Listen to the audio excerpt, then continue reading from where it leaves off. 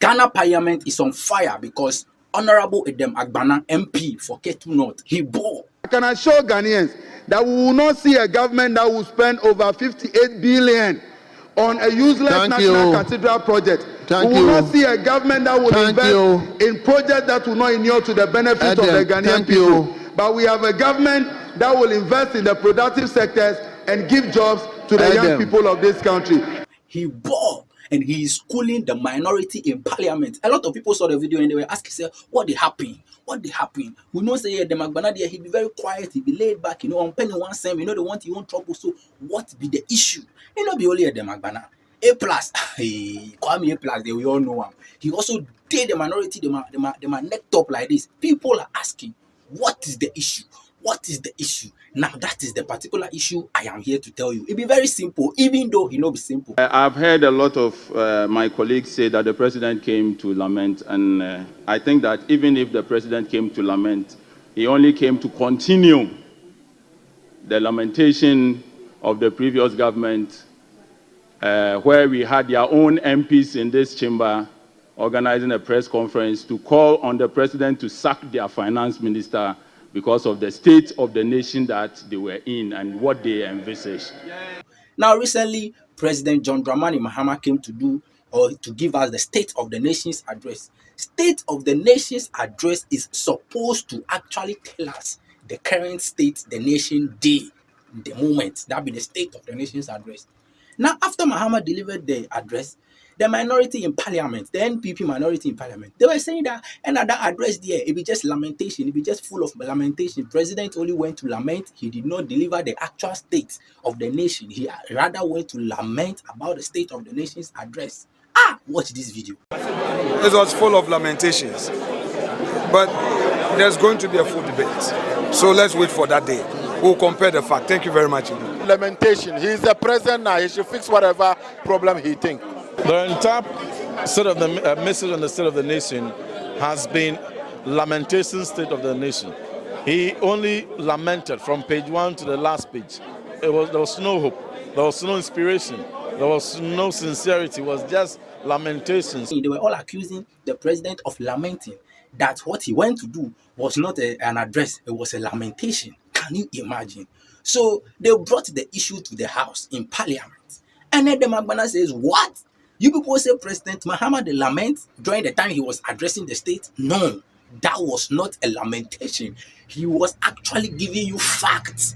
He was actually telling you the reality on the grounds, telling you about how porous, how poor, how bad the system he has inherited from the previous government was. And then poor, where they give them facts, they give them numbers, they give them statistics as to why they tell them, say, it no be lamentation. Not everything John Dramani Mahama, the president, said on that address or during that address, it be facts. I cannot say it enough. Let them say your thing. Mr. Speaker, thank you for the opportunity to contribute to the motion before the House, which is to thank His Excellency, the President of the Republic, for complying with Article 67 of the 1992 Constitution by delivering to this House the message of the State of the Nation's address. Let me also acknowledge His Excellency, the President, for giving us a true picture of the state as he met it. Indeed, Mr. Speaker, the President was expected to give us an update. He was expected to give us the true picture of the economy as he met it, and he did just that. I am surprised that our friends from the minority today are all claiming that Mr. President only lamented and did not give a true State of the Nation address. They are actually sending an invitation to His Excellency the President that if you are a medical doctor who performs a meticulous diagnosis on a patient and you report the accurate findings of your diagnosis, it means you are lamenting. The economy that President Mahama inherited, the economy that the NPP left behind, is actually the picture that President Mahama painted. And for some of us, we even believe that President Mahama was too modest in telling the people of Ghana the actual state of the economy that he inherited. Mr. Speaker, let's move into the issues of the economy. Mr. Speaker, this same economy that the NPP members and members of the minority want us to believe was a good economy. Indeed, the president himself, former president Nana Addo Dankwa Akufo-Addo, indeed admitted that he was leaving behind a difficult economy. He said that in August 2023 when he said he knew he was leaving behind a difficult economy, but he expected a new leader to take us out of the challenges. If there was no challenge, why did the president then make such statement? Again, we were in this country, Mr. Speaker, when 98 conscious, courageous members of the then minority, of the then majority, and it is interesting that the 98 number at the time is far bigger than the current number that they have before this chamber. Those 98 members of the majority then took to the media, wrote a petition, asked that the Minister of Finance at the time be sacked. And the argument they made at the time was that the Minister for Finance had mismanaged the economy and that the economic situation at the time was not too good, for which reason they were demanding his dismissal. And so it is surprising, and I am flabbergasted that today this same minority will stand here to speak and defend the records of the economy that they wanted the finance minister sacked for. Mr. Speaker, it is important for us to understand that when you are analyzing the economy, it is not rocket science. There are some basic things that basic facts, basic data available to everybody. But one of the key issues when it comes to the strength of the economy is the issue of how the growth rate really translates to the quality of life of the ordinary Ghanaian. Mr. Speaker, before 2024 elections, the World Bank in their report, which spoke about inflation, stated that 850,000 Ghanaians were pushed into the poverty line because of high inflation. That is the kind of economy that you left behind. That over 850,000 people were pushed below the poverty line. And you tell us that you left behind a strong economy? Please, the fact is there, the data is there, and it speaks for itself. Mr. Speaker, again, unemployment or the employment rate is a key indicator of economic growth. President Mahama left behind unemployment rate of 8%. But before the 2024 election, President Akufo-Addo left behind 14.7% unemployment rate. How dare you say that you left behind a better economy?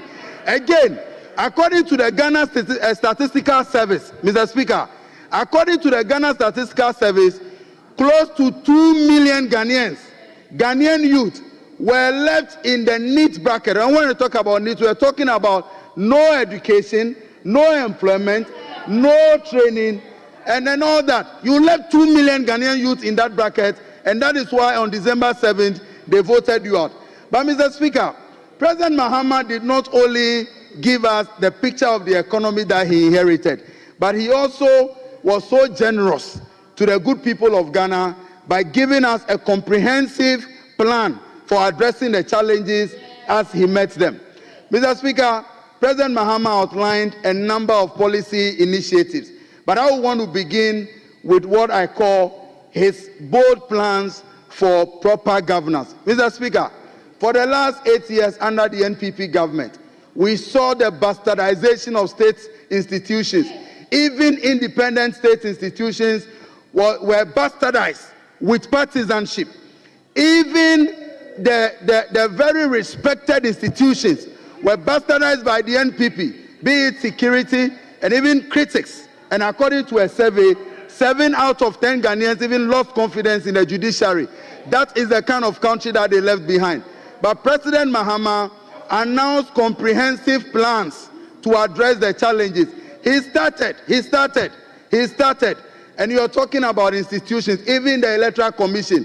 We were in this country when your government, your former President Akufo-Addo, appointed a card-bearing communicator of the NPP as one of the electoral commissioners. And so you mismanaged this country, and we all saw the kind of legacies that you left. If in 2 months you are already lamenting, crying all over the place, you have a long way to go, because this is just 2 months of 16 years plus of opposition, and you're already feeling uncomfortable about the situation. Prepare for more, because you are going to remain in opposition for a long time. But Mr. Speaker, the plans that President Mahama announced for rescuing this country and bringing us out of the deep hole that the NPP plunged us into, it includes his program to ensure that we have 1 million coders. With the 1 million coders program, President Mahama and the NDC has decided that we will recruit and train 1 million young people across this country and equip them with digital skills in app development and all these other skills. Mr. Speaker, we all know that we are in the era of digital economy, and with the digital economy, with the 1 million coders that will be recruited and trained by President Mahama, it will help us solve the problem of unemployment and also help us to expand the economy. Number 2 is President Mahama's decision to ensure that 55,000 households benefit from the policy that they mock so much. But Mr. Speaker, isn't it interesting that from the very minute President Mahama finished his presentation, NPP minority kept telling us that all they saw in the document was lamentation, lamentation, lamentation. Then all of a sudden, contrary to the song that they have been singing, one of their members rose to his feet and he decided to criticize the quantity or the magnitude of the policies that have been announced. Why? One side says that we only had lamentation, another side says we had policy propositions, but the numbers that have been targeted are not enough. This speaks to the contradiction and the double standard of the minority as we speak on this issue. Mr. Speaker, in conclusion, I know my time, Mr. Speaker, in conclusion, it is important for us to recognize that at the heart of all these policies on energy, agric, economy, and what have you, is leadership. President Mahama and the NDC have decided that as a government, we will run a very lean government. President Mahama has decided that we must put to use, proper use, the resources of this nation. I can assure Ghanaians that we will not see a government that will spend over 58 billion on a useless national cathedral project. We will not see a government that will invest in projects that will not inure to the benefit of the Ghanaian people. But we have a government that will invest in the productive sectors and give jobs to the young people of this country. Thank you, Mr. Speaker.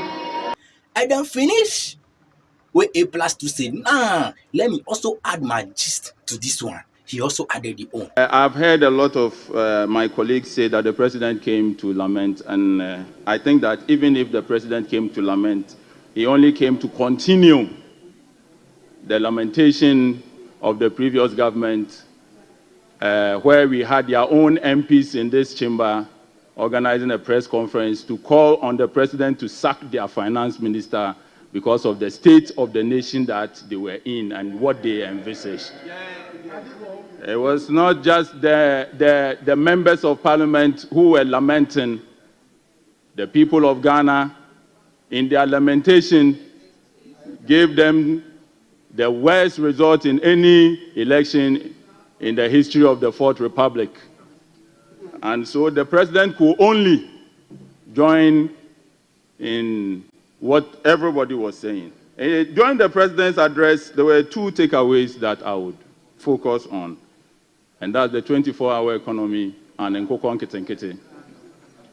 Mr. Speaker, I've heard a lot of my colleagues say that how are we going to create jobs through 24 hours and Nkoko Nkete. In fact, it was on the day of the SONA that I even realized that 24 hours and Nkoko Nkete. You can't hear, please pay attention. I'm teaching you agric. I'm going to teach you agric, and I will beg you to please listen carefully. It was on that day that the president told us that 55,000 homes were going to benefit from Nkokon Ketenkete. Mr. Speaker, Ghana imports about $300 million of poultry every year. Our national demand is about 400,000 metric tons every year. In fact, we produce only about 57,000 tons a year. Importation is about 270,000 metric tons a year. And the president, in his wisdom, has noticed that if 100 districts put together 500 beds for 5,000 homes, we will be making about 55,000 homes, raising 500 beds, a total of about 27,000 beds per cycle. And when I say cycle, I mean when you are raising broilers, from day old, that's what we call DOCs, to week 7, you complete one cycle. And so the president came and told us that in a cycle, 55,000 homes can raise 500 beds each. Mr. Speaker, this will help reduce dependency on importation. It will strengthen our food security. It will create opportunities. It will create jobs. And it will help the youth enter into agriculture. Mr. Speaker, how will this work? And how are we going to make money from Nkokon Ketenkete? How will this work, and how are we going to make money from Nkokon Ketenkete? It costs about 71 cedis to raise a bed from day 1 to 3 kilos. To raise a bed to 3 kilos, you need to give it about 4.5 kilos of feed.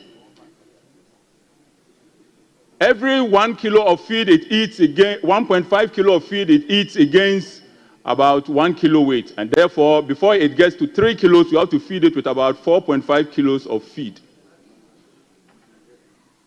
This means that we have to produce a lot of maize to feed these birds, because in every kilo of feed that you feed a bird, about 60% is made up of maize, which is up to about 2.7 kilos of every 4.5 kilos of feed that you give to one bird. And so our poultry farmers, our maize farmers, this is good news that the president has given to us. According to the president, we are going to grow a lot of maize to feed a lot of birds. Mr. Speaker, apart from maize that we are going to grow to feed birds, we are also going to make a lot of manure. Ghana imports so much fertilizer. In 2023 alone, we imported over $200 million worth of fertilizer. And therefore, under the Nkokon Ketenkete program, we are going to get a lot of manure. In fact, every bed, and these ones are fact, every bed that you raise at 3 kilos produces about between 2 to 4 kilos of droppings in a lifetime. And this is what we call fresh manure. And when I say fresh manure, I'm talking about 70% water and 75% water, 25% dry manure. And so, under this program, in Nkokon Ketenkete, we are going to be able to produce manure here in Ghana, locally. If you, Mr. Speaker, I can go on and give you how much residue you make per acre when you grow maize and mix it with the chicken intestines and all to give you a certain tonnage of fertilizer every year. And this is what the president is telling us that we are going to do. Apart from that, The president is looking at putting money directly in the pockets of every household through this program. When you raise a bird, we sell it at what is called carcass weight. Carcass weight is 2.5 kilos per broiler. The weight is 3 kilos, but when you remove the feathers and the intestine and all of that, it will be left with what we call carcass weight. At a carcass weight of about 3 kilos, you can sell it for 90 Ghana cedis.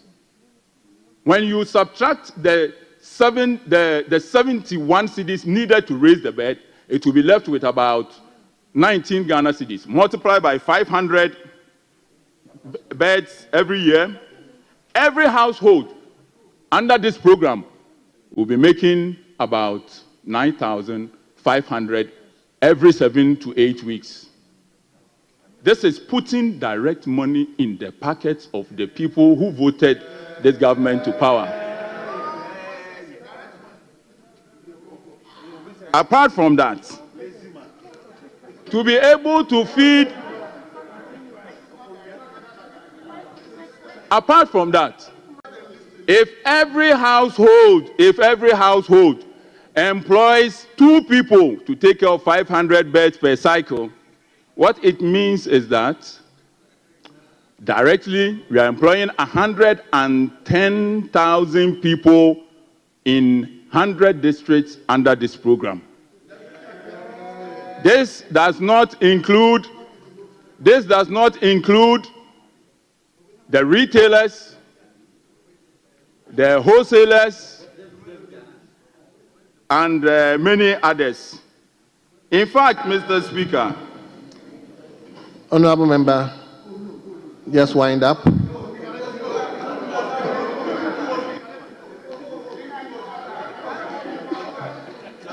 Mr. Speaker, chicken feet, akoko nine, chicken feet is a huge delicacy in China. Akoko nine. In 2023 alone, China imported over $5 billion worth of chicken feet. And so no part of the chicken goes waste. And this is what was known as the cottage industry. Giving households beds, giving them medication, giving them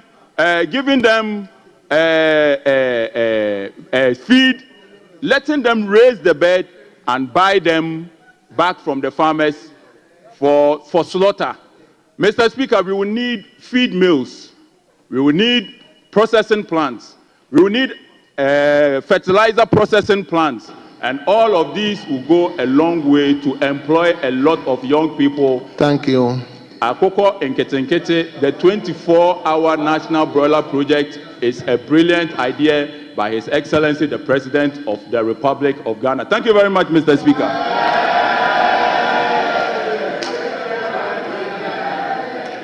And that has made Parliament boiling left, right, front, back, and center. And then he own a lot of people don't understand because they feel like, who be this young man too? You just came to Parliament. This is your first time in Parliament. You are just 34 years old. People actually call them the youngest parliamentarian or whatever. They say this is his first time. He's too young. Why is he challenging? Messy. Parliament is on fire. Let me know your thoughts on this particular one. Have you watched the State of the President's the nation's address? Have you watched it? What do you make of it? Let me know your thoughts. They are all welcome in the comment section. The name is Clusters. Blame Society.